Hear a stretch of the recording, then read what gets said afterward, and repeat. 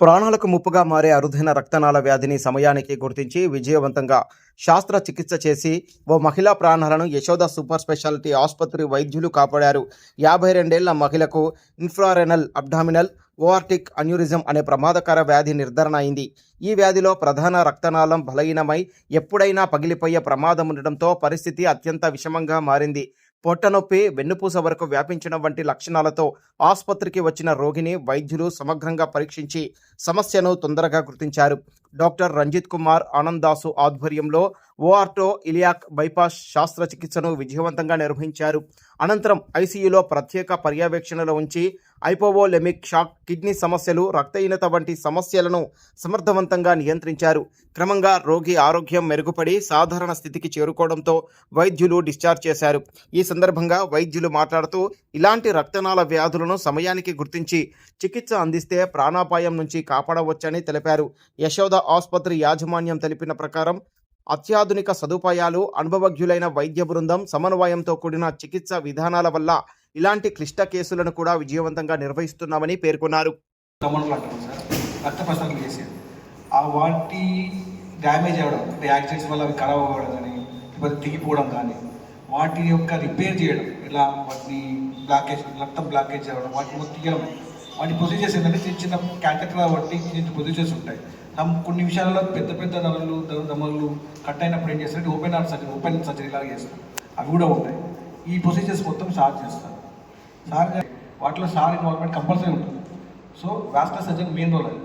So doctor Ranjith Kumar గారండి sir మా యొక్క HOD for particular vascular surgery department. Sir will talk with ఫర్దర్గా ఒక కేసు ఉంది, మన జనగాం నుంచి వచ్చిన కేసు, దాని నుంచి సార్ ఎక్స్ప్లెయిన్ చేస్తాను. మీకు ప్రాబ్లమ్స్ ఉంటాయంటే మనకి యాక్సిడెంట్ అయినప్పుడు బొక్కలు ఇరుగుతాయి కదా, వాటితో పాటు రక్తనాళాలు కూడా కట్ అయిపోయినాయి అనుకోండి, అది వెంటనే రిపేర్ చేయాల్సి వస్తుంది. అంటే ఒక 6 గంటల్లోపు మనం రిపేర్ చేస్తేనే ఫుల్ ఫ్లెడ్జ్డ్గా రక్త సరఫరా అనేది అవుతుంది. మళ్ళీ అంటే రీస్టోర్ చేయగలం. రక్త సరఫరా కట్ అయిపోయింది అనుకోండి, కాలు కొట్టేసే పరిస్థితి వస్తుంది. అవే కాకుండా మనకి కాళ్ళల్లో మానని పుళ్ళు, స్మోకింగ్ వల్ల రక్తనాళాలు బ్లాక్ అవుతాయి కదా, సేమ్ హార్ట్ అటాక్ ఎట్లా వస్తుందో కాళ్ళకు కూడా అటాక్ వస్తుంది. ఆ కాలుకి అటాక్ వచ్చినప్పుడే కాలు వేళ్ళు నల్లగా అవ్వడం కానీ గ్యాంగ్రీన్ అంటాం, లేకపోతే మానని పుళ్ళు, వాటి గురించి మనం ట్రీట్ చేస్తూ ఉంటాం. సో మన కేసుకి వస్తే ఏంటి అంటే ఇది మన హార్ట్ నుండి పాదానికి రక్తం సప్లై చేసే మేజర్ రక్తనాళం ఒకటే ఉంటుంది. ఆ రక్తనాళం పొట్టలో ఉబ్బిపోయింది అనమాట. అది మామూలుగా 2 సెంటీమీటర్స్ ఉండాలి, అది కాస్త 5 సెంటీమీటర్స్ అయిపోయింది. అంటే అంతకన్నా ఎక్కువ అయితే అది ఎప్పుడైనా పగిలిపోయే ఛాన్స్ ఉందన్నమాట.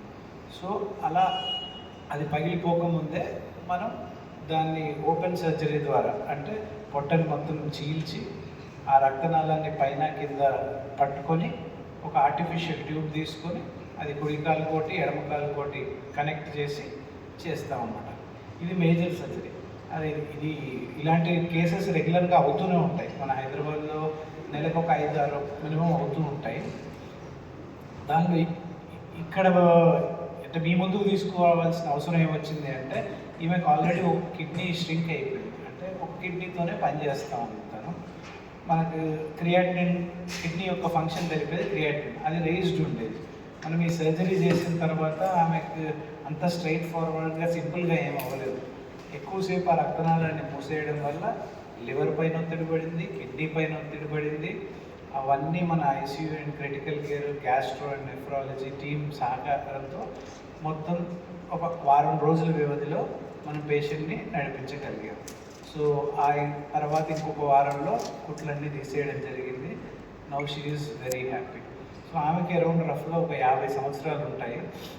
సో 50 సంవత్సరాలు ఆమెకి అంత మేజర్ సర్జరీ చేయడం అవసరమా?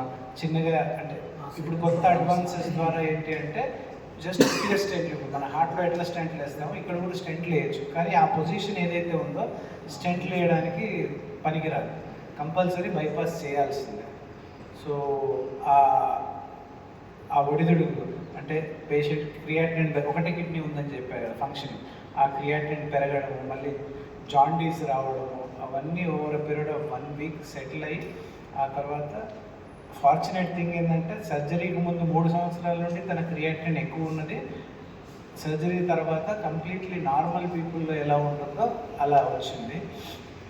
అందరికీ తెలియజేద్దాము అనే ఉద్దేశం, ప్లస్ ఈ వాస్కులర్ సర్జరీ అవేర్నెస్ అనేది ఈ ఏరియాలో లేదు. అంటే మనకు MCh vascular surgery super speciality మన తెలంగాణ మొత్తంలో ఇంతవరకు లేదు. ఈ ఇయరే నిమ్స్లో స్టార్ట్ అయింది. ఇంతవరకు ఈ స్పెషలైజేషన్ మనకి ఇక్కడ లేదన్నమాట. సో నేను చేసింది కూడా బెంగళూరుకి వెళ్ళి చేసి ఆ తర్వాత ఇలా రావడం జరిగింది.